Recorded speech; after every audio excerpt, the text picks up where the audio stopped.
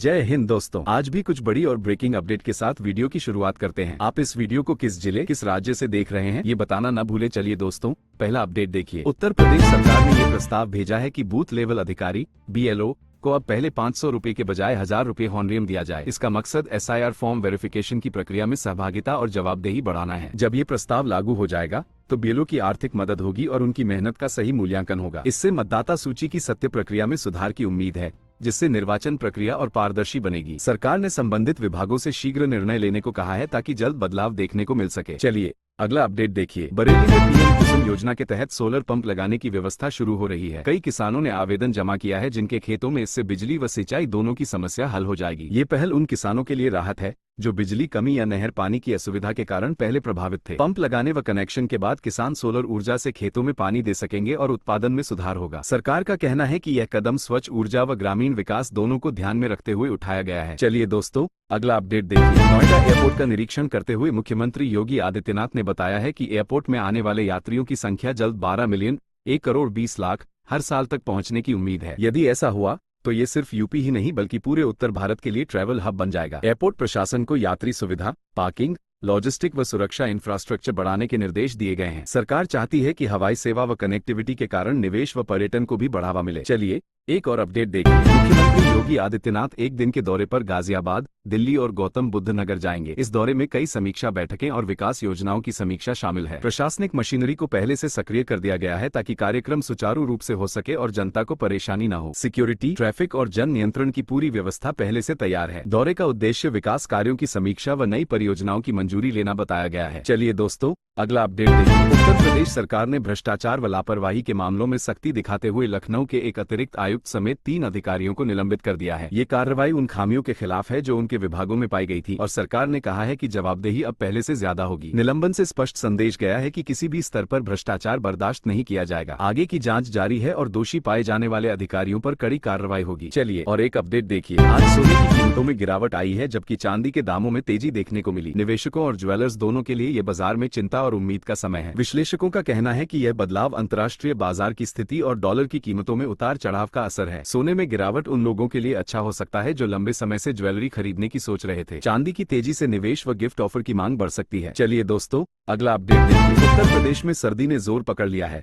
लखनऊ, कानपुर और वाराणसी में तापमान में अचानक गिरावट दर्ज की गई है, जिससे सुबह और रात के समय कोहरा घना हो सकता है। मौसम विभाग ने साफ कहा है कि अगले कुछ दिनों तक शीतलहर का असर तेज रहने वाला है और विजिबिलिटी बेहद कम हो सकती है। लोगों को सलाह दी गई है कि वे गर्म कपड़े पहने और सुबह सुबह यात्रा करते समय अतिरिक्त सावधानी बरतें। AQI यानी वायु गुणवत्ता सूचकांक में भी कई शहरों में गिरावट आई है, जिससे स्वास्थ्य विभाग ने अलर्ट जारी किया है। चलिए दोस्तों, अगला अपडेट देखिए। अब मतदाताओं को उनका वोटर ID कार्ड केवल 15 दिनों के भीतर ही मिल जाएगा। निर्वाचन आयोग ने प्रक्रिया को तेज करने के आदेश जारी कर दिए हैं। पहले ये काम कई बार महीनों तक अटक जाता था, जिससे नए वोटरों को काफी परेशानी होती थी। अब डिजिटल वेरिफिकेशन और फील्ड चेक को तेजी से पूरा किया जाएगा ताकि कार्ड समय पर पहुंचे। ये कदम चुनावी पारदर्शिता बढ़ाने और लोगों की सुविधाएं सुधारने के लिए उठाया गया है। चलिए दोस्तों, अगला अपडेट देखिए। नीट UG में महाराष्ट्र के निजी मेडिकल कॉलेजों के एडमिशन को लेकर कई सवाल उठने लगे हैं। कम कट ऑफ और सीट आवंटन में अनियमितता की शिकायतें सामने आई हैं। कई अभिभावक और स्टूडेंट्स ने आरोप लगाया है कि निजी कॉलेज मनमाने तरीके से प्रवेश दे रहे हैं। इस मुद्दे पर मेडिकल काउंसिल और संबंधित विभागों से जांच की मांग की गई है। वहीं विशेषज्ञों का कहना है कि यदि नियमों में पारदर्शिता नहीं लाई गई तो मेडिकल शिक्षा की गुणवत्ता प्रभावित होगी। चलिए दोस्तों,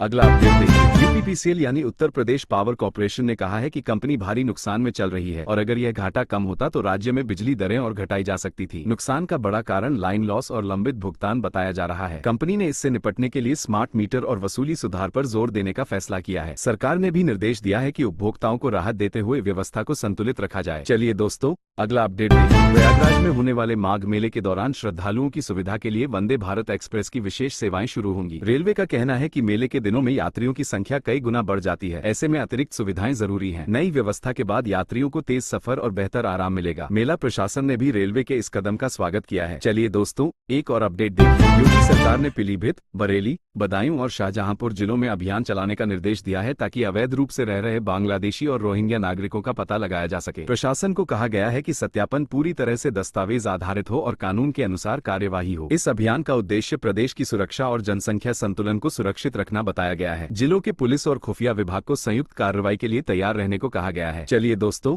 अगला अपडेट देखिए। ज्ञानेश कुमार को आईडीए का नया चेयरमैन नियुक्त किया गया है। यह नियुक्ति आगामी चुनावी चुनौतियों को देखते हुए महत्वपूर्ण मानी जा रही है। उनकी प्रशासनिक पकड़ और अनुभव को देखते हुए केंद्र सरकार ने यह फैसला लिया है। अब उनसे उम्मीद की जा रही है कि वे आयोग की व्यवस्थाओं को मजबूत करेंगे और चुनाव प्रक्रिया को पारदर्शी बनाएंगे। नई जिम्मेदारी संभालते ही उन्होंने कहा है कि वे निष्पक्षता और समयबद्धता को सर्वोच्च प्राथमिकता देंगे। चलिए दोस्तों, पहला बड़ा अपडेट देखिए। उत्तर प्रदेश में कानपुर लखनऊ रेल रूट पर बड़ा ब्लॉक लिया जा रहा है, जिसके कारण शताब्दी एक्सप्रेस सहित कुल 23 ट्रेनें प्रभावित होंगी। रेलवे ने बताया है कि ट्रैक मरम्मत और सिग्नल सुधार के कारण कई ट्रेनों का संचालन या तो रोका जाएगा या रूट बदलकर चलाया जाएगा। यात्रियों से अपील की गई है कि वे यात्रा से पहले अपना लाइव स्टेटस अवश्य चेक कर लें ताकि परेशानी न हो। इस ब्लॉक के कारण कई घंटों तक इस रूट पर ट्रेनों की आवाजाही बंद रहेगी। अधिकारियों का कहना है कि यह काम सुरक्षा को ध्यान में रखते हुए किया जा रहा है। चलिए नजर डालते हैं अगली खबर पर। गोरखपुर से एक अहम जानकारी सामने आई है, जहाँ बिजली बिल जमा करने में यूपीआई भुगतान बार बार फेल हो रहा है। उपभोक्ताओं ने बताया कि पिछले कई दिनों से डिजिटल भुगतान पूरा नहीं हो रहा, जिससे लोगों को काउंटर पर जाकर लाइन में लगकर भुगतान करना पड़ रहा है। बिजली विभाग ने कहा है कि तकनीकी समस्या को ठीक करने की प्रक्रिया शुरू कर दी गई है। विभाग का कहना है कि सर्वर अपडेट और बैंक गेटवे सिंक में दिक्कत आने की वजह से यह समस्या अधिक सामने आ रही है। उपभोक्ताओं ने मांग की है कि समस्या पूरी तरह दूर होने तक विलंब शुल्क माफ किया जाए। चलिए अब बढ़ते हैं अगली जानकारी की तरफ। लखनऊ से जुड़ी इस खबर में पीएम कुसुम योजना के तहत सोलर पंप लगाने की अंतिम तिथि घोषित कर दी गई है। सरकार ने स्पष्ट किया है कि किसान 15 दिसंबर तक अपना आवेदन ऑनलाइन जमा कर सकते हैं। योजना के अंतर्गत किसानों को भारी सब्सिडी दी जाएगी ताकि डीजल की लागत कम हो और खेतों की सिंचाई सस्ते में हो सके। ऊर्जा विभाग ने बताया है कि सब्सिडी राशि सीधे किसानों के बैंक खाते में भेजी जाएगी। आवेदन करने वाले किसानों की संख्या लगातार बढ़ रही है क्योंकि सिंचाई लागत लगातार महंगी होती जा रही है। विभाग ने कहा है कि अंतिम तिथि के बाद आवेदन स्वीकार नहीं किए जाएंगे। चलिए देखते हैं अगली खबर। बिहार के कैमूर जिले से जानकारी मिली है कि पीएम आवास ग्रामीण योजना के अंतर्गत भुगतान रोक दिया गया है। कुल 935 लाभार्थी इससे प्रभावित हुए हैं, जिनके खातों में अब तक राशि नहीं पहुंची है। लाभार्थियों ने अधिकारियों से शिकायत की है कि कागजी प्रक्रिया पूरी होने के बावजूद भुगतान अटका हुआ है। जिला प्रशासन ने कहा है कि सभी मामलों की जांच की जा रही है और त्रुटियां सुधारते ही भुगतान जारी कर दिया जाएगा। ग्रामीणों ने मांग की है कि लंबे समय से प्रतीक्षित राशि जल्द जारी की जाए ताकि घर का निर्माण पूरा हो सके। चलिए बढ़ते हैं अगली खबर पर। प्रयागराज से एक महत्वपूर्ण अपडेट आया है कि यूपी बोर्ड हाई स्कूल और इंटर परीक्षा 2026 के लिए परीक्षा केंद्रों की सूची जल्द जारी करने जा रहा है। बोर्ड अधिकारियों ने बताया है कि सभी जिलों से प्रस्ताव मंगाए जा रहे हैं और उनका सत्यापन किया जा रहा है। परीक्षा केंद्रों के चयन में सुरक्षा, सीसीटीवी,